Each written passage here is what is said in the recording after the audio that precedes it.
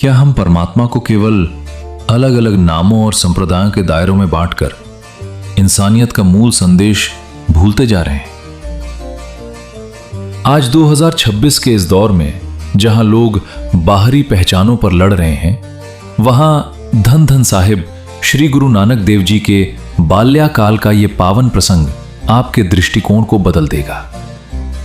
बचपन के दौरान जब जगत गुरु साहिब श्री गुरु नानक देव जी केवल 9 वर्ष के थे, तब उनके पूजनीय पिता ने उन्हें अरबी और फारसी भाषा सीखने के लिए गांव के सम्मानित विद्वान मौलवी कुतुबुद्दीन जी के पास भेजा।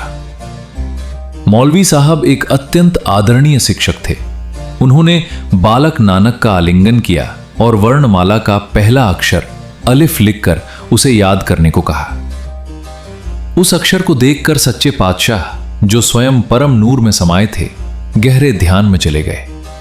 उन्होंने बड़ी नम्रता से पूछा, हे आदरणीय उस्ताद जी, इस अलिफ अक्षर का रूहानी और आत्मिक संदेश क्या है? मौलवी साहब ने मुस्कुराते हुए कहा, यह वर्णमाला का पहला अक्षर है, इससे तुम भाषा और सांसारिक ज्ञान सीखोगे। तब गुरु साहिब ने वो शाश्वत सत्य कहा जिसने उस विद्वान उस्ताद के हृदय के कपाट खोल दिए। गुरु साहिब ने फरमाया, उस्ताद जी, ये अलिफ हमें याद दिलाता है कि वो अकाल पुरख, वो अल्लाह एक ही है। वो किसी एक संप्रदाय, भाषा या बाहरी नाम का मोहताज नहीं है। वो तो संपूर्ण ब्रह्मांड के कण कण में समाया हुआ है। बालक नानक के मुख से परमात्मा के इस सार्वभौमिक और तार्किक स्वरूप को सुनकर मौलवी साहब चकित रह गए। उन्हें बोध हो गया कि यह बालक किसी बाहरी भेदभाव से परे संपूर्ण मानवता को एक धागे में पिरोने आया है। उन्होंने बड़े आदर से दिव्य बालक को गले लगा लिया।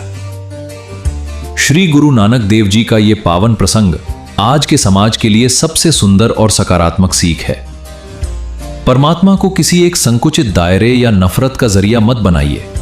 सच्चा रूहानी ज्ञान हमें आपस में बांटना नहीं, बल्कि एक दूसरे से प्रेम करना सिखाता है। जब आप इंसानों को उनके लेबल से नहीं, बल्कि उनकी रूह से देखेंगे, तभी आपके मन को वास्तविक शांति मिलेगी। मौन हो जाओ और अपने भीतर के उस अटूट भाईचारे को महसूस करो। कल सुबह 6 बजे फिर मिलेंगे। वाहे गुरु जी का खालसा, वाहे गुरु जी की फतह।